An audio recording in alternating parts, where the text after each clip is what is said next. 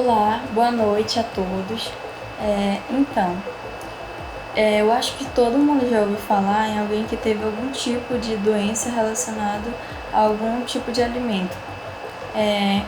Esse tipo de doença é chamado de DTAs. Elas geralmente são causadas por bactérias, por vírus ou parasitas. Entre elas, nós temos a Yersinia enterocolítica, que é uma bactéria, e ela geralmente está associada a quadros gastrointestinais no homem e são geralmente causados por alimentos contaminados. E as primeiras infecções humanas que foram causadas pela bactéria Yersinia enterocolítica foram datadas no ano de 1960 e foram nos países europeus. França, exemplo, Alemanha e Holanda, por exemplo. E aqui no Brasil, os primeiros casos foram datados em 1969. E ela é um gênero da família Enterobacteriaceae, que é composta por 12 gêneros. Três delas são consideradas patogênicas para o homem. A Yersinia enterocolítica é uma delas, e as outras são consideradas não patogênicas ou ambientais. E ela se caracteriza por apresentar-se na forma de bastonete, gram-negativa, anaeróbia, não esporulada e é responsável por causar várias doenças nos seres humanos.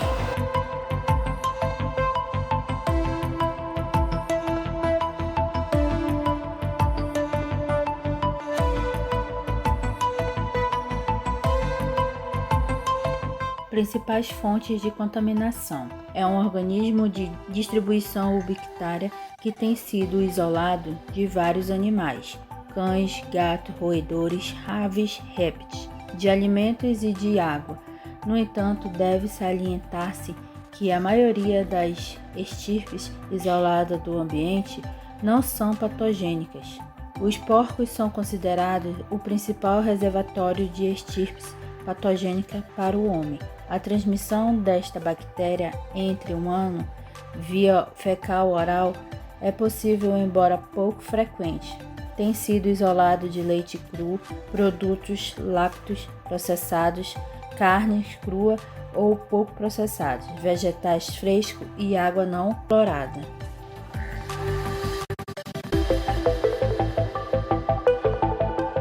Olá, vou falar sobre como acontece a disseminação por Yersinia enterocolítica. Ela se dá através do fecal-oral, transmissão, através dos animais e pessoas infectadas e da água e alimentos contaminados. Outra forma de contaminação é a contaminação cruzada, quando pessoas estão preparando alimento que estão contaminados próximo de alimentos crus, como hortaliças e frutas. Posso também citar outra forma de contaminação, quando pessoas vão fazer a carne para embalagens com utensílios mal higienizados. Também essa outra forma de contaminação. Outra forma também de contaminação, mas é bem rara, é a transfusão sanguínea, mas ela acontece devido a pessoas serem assintomáticos, a doadores serem assintomáticos e alguns terem gastroenterite leve.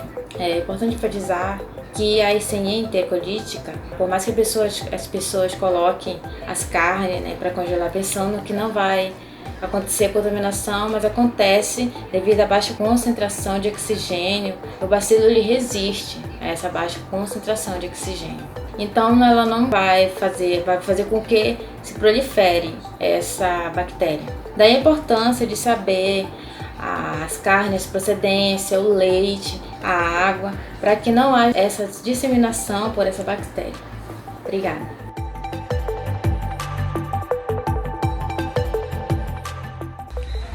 Sobre os alimentos envolvidos, a Yersinia enterocolítica pode ser encontrada em grande variedade de alimentos, mais comumente de produtos à base de carne suína.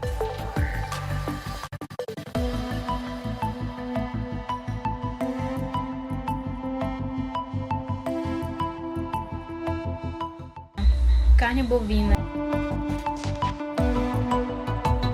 carne de carneiro, ovos, pescados, aves, também pode ter a presença dessa bactéria, quando o alimento ele é consumido cru ou mal cozido. Vai estar presente também nos alimentos derivados e nos alimentos processados. Na água não tratada, no leite cru ou no leite mal pasteurizado, pode existir.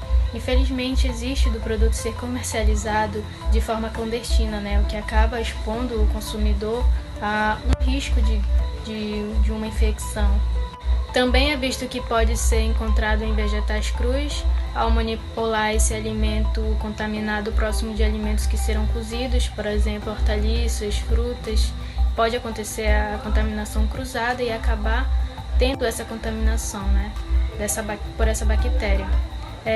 Também pode ocorrer através de utensílios compartilhados.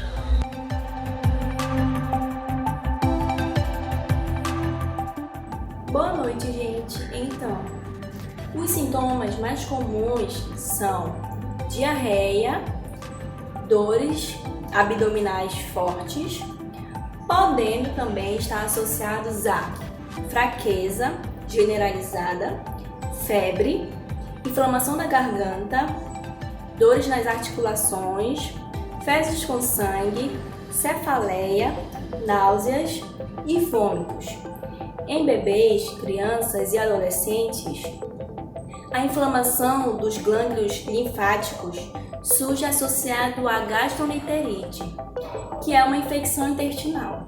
Os sintomas surgem cerca de 1 a 11 dias após o consumo do alimento contaminado com o nosso organismo e persistem de 5 a 14 dias. Em situações mais graves, se tem uma duração de vários meses.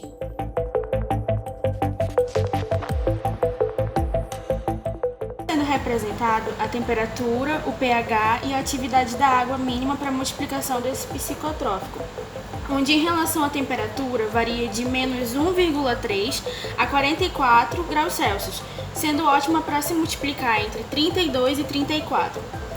É capaz de se proliferar numa faixa de pH variando de 3 a 10, mas é ao redor de 7 que ela se manifesta mais rápido. Pode sobreviver em pH mais baixo ou pH mais alto por até 48 horas. Além de ser capaz de crescer numa faixa de pH variando entre 3 a 10, ele vai resistir muito bem ao congelamento, podendo sobreviver em alguns alimentos congelados. É sensível ao calor, sendo destruída por pasteurização a 71,8 graus Celsius por 30 segundos.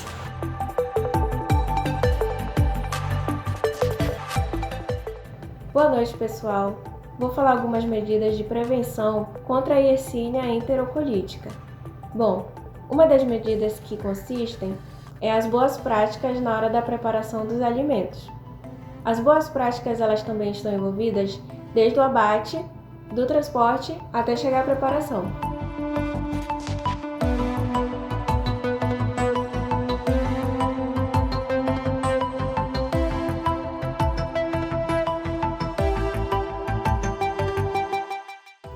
Outra medida de prevenção é evitar carnes cruas ou mal cozidas. Deve-se evitar também leites que não são pasteurizados.